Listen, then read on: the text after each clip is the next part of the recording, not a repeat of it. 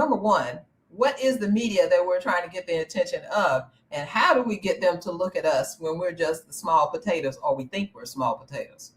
So yes, so really you're not small potatoes. The media is always looking for a way to tell stories. So they're looking for good stories, human interest stories. So we're looking at newspapers. Obviously that's the great older one. When people say I'm going into journalism, it's like I'm a print reporter. And then magazines is more featurist or specialized. Broadcast, obviously there's television, which is the top of the line, and then there's radio, and then there's also like Sirius XM, which is like syndicated radio.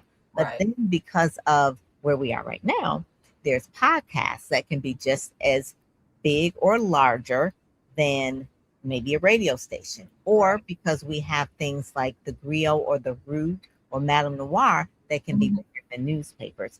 So the Mm-hmm. online thing has really shifted. But when we're looking at where do we want our story to be told, because it's reaching the audience that really would care most about what I'm going to share and what I'm most going to teach.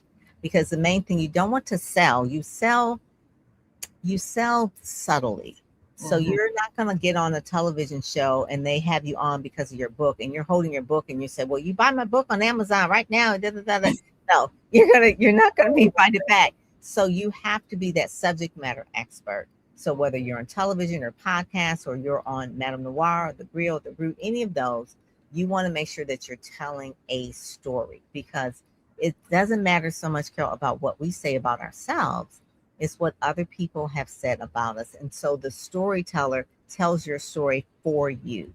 And Mm-hmm. that's really where people build trust. Trust is a currency. You want to build trust.